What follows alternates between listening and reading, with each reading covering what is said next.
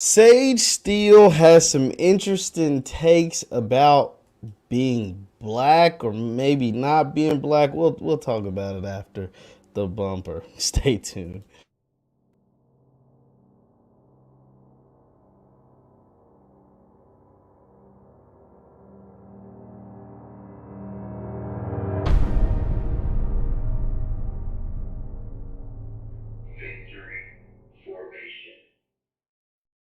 What's good people? Jeff Lightsy Jr. here with the Black Boss Channel and Victory Formation. Be sure to hit the thumbs up button, like, share, subscribe, and the notification bell because we upload every single day. And don't forget, don't meet me there, beat me there at the All Black National Convention down in Orlando, Florida at the Omni, October 29th, November 1st. Get your tickets now at allblacknationalconvention.com. That is allblacknationalconvention.com. So today, we are here to talk about Sage Steele. Now, for those of you who don't know, Sage Steele is a woman who has a white mother and a black father, and she is currently and has been for the better part of 2 decades, for a very long time, employed by ESPN. She's a Sports Center anchor, and she has always been controversial. And here's what I mean when I say that. Sage Steele is clearly more along the conservative lines. So anytime you're of mixed, we'll call her mixed descent, mixed race, and you're more of on the conservative side, you tend to get some backlash. Fair or not fair, that's what happens. But Sage says things that are very interesting. Let's just put it like that. Very interesting. And I'll dive into we'll play some clips of Sage. But Sage has always straddled this line of she doesn't know if she should consider herself black or white because her mom's black and her mom's been just as integral to her life as her black father. But she's said some disparaging remarks about her black father and about black people in the past. And she's done some questionable things even on television. So I had to give you a little backstory just in case you didn't have no idea who Sage Steele was. And let me go ahead and show you a picture of Sage Steele or some images of Sage Steele so you can put a face with a name, right? This is Sage Steele. Let me share my screen so you can know, so we can all be on the same page collectively, right? Let's all make sure we're on the same page collectively. So this is Miss Sage Steele. She works for ESPN. Nice looking woman, right? Like so all is fair. All is fair. But Sage had some interesting things. As I said earlier, Sage is more along the conservative lines. So ESPN employees had to get the jab. They had to get the jab. It was mandatory. If they didn't get the jab by September 30th, boom, they were getting a boot. They were out of there. And so Sage was very much so against getting the jab and has spoken out drastically. She's spoken out, a lot about getting the jab and how she felt like that was unfair and felt like all of this stuff. And so that was her thing. She said it was her body, her choice. And hey, I agree with her. But if you're employed by someone and there's a mandate, then guess what? You got to follow it. And that just is what it is. And so she was very upset about that. But she has some interesting things to say about being a mixed woman and being considered black, right? So I'm going to play for you a clip. She was on a podcast with a former NFL player, Jay Cutler, who was very much so right-winged, very much so MAGA, very much so like along those lines. And hey, to each his own. I'm not going to show you the clip, but I'll let you listen to it. We'll listen to it together. And then we'll talk about it. Let's let it rip. Okay. Okay. So this is Sage on filling out her census and whether mixed people like herself and former President Barack Obama should be considered black. Let's listen.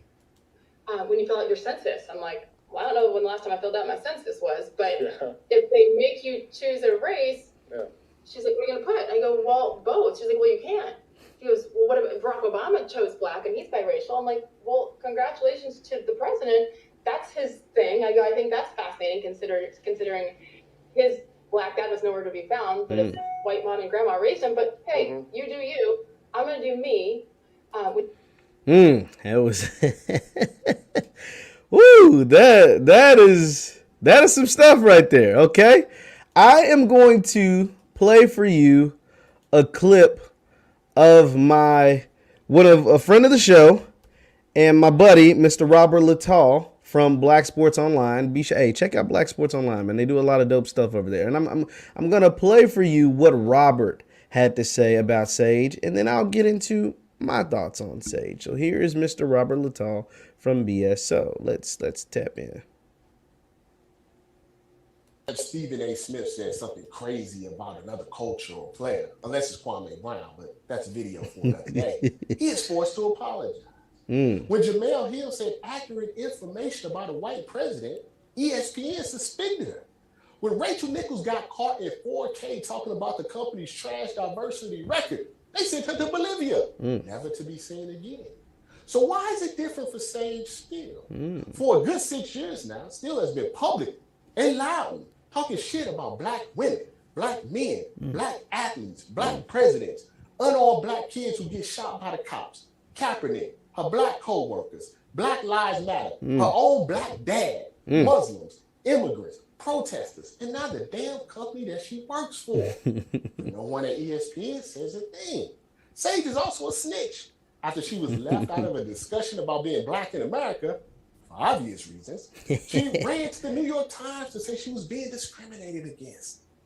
The one thing she isn't lying about is being the Candace Owens of ESPN, because that's exactly what Owens would do. The difference is Candace is a scammer who is faking for clout and cash. Sage actually believes this. So the question begs, why no statement from ESPN? Why no punishment? The answer is simple. The ism that major companies care about the least is racism. And what they care about even less is black on black racism. Sage is black, no matter how she tries to deny it. And talking down about black people, ESPN doesn't care about that. See, what white people in power love to see are other black people doing this type of work for them. They love to see black people turn down other black people. They sit and laugh at us at the bar with Urban Meyer and his blonde. So as long as Sage sticks to talking bad about us, ESPN will turn a blind eye.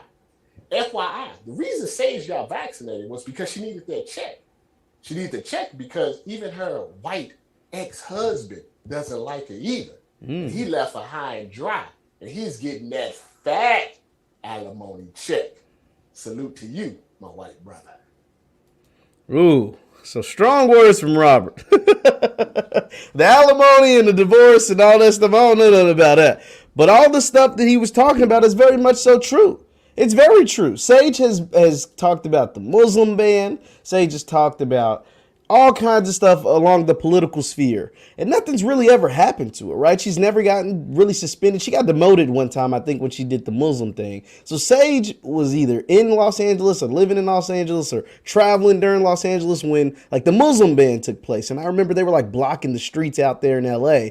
And Sage went on Instagram and was pissed, right? Just like, get these damn Muslims out the way, basically. Like, I'm trying to get somewhere and y'all blocking the interstate. And so, yeah, that didn't go over well, and I think she got demoted for a little bit.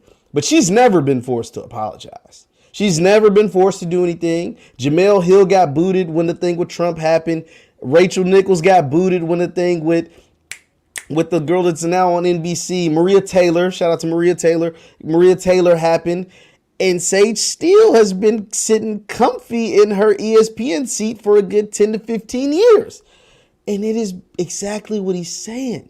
It's exactly because when you have the Negro naysayer, the gatekeeper, the butter biscuit eater, all of those things, even if people consider ESPN liberal, right? Even if they consider ESPN left wing or whatever, it's a lot easier to allow the black on black violence or the black on black fighting at each other, picking at each other, whatever, than it is anything else. Robert brought up a special ESPN was doing, and it was put together. The main two people that was putting it together was Elle Duncan, another black lady on ESPN, and Bryant Eves, right?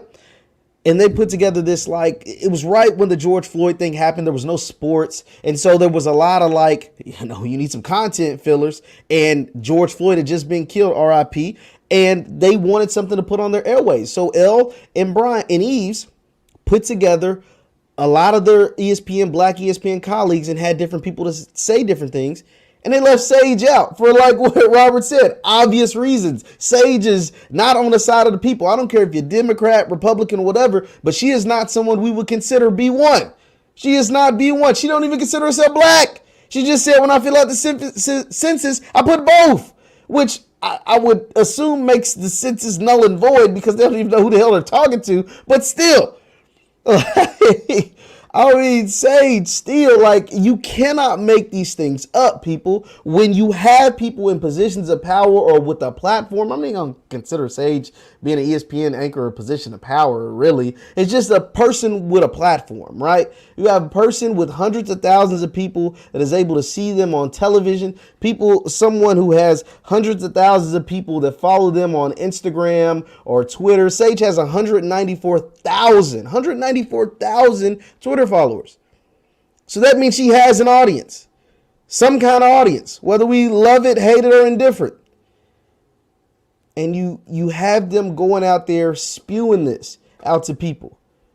You get applause from white people. You get what Tariq and Vicky Dillon call butter biscuits, which are promotions and high salaries to talk down on your people. Whether you want to believe they're your people or not, they're your people, Sage. You're black. Because if anything super controversial, if you get into some trouble, best believe they're going to put your black ass with the black people. They'll throw you in there. They're going to break you back to reality real quick. All these folks that act like they're not black, and they can be Democrat or Republican, whatever. And political affiliation has nothing to do with this. But they get humbled really, really fast.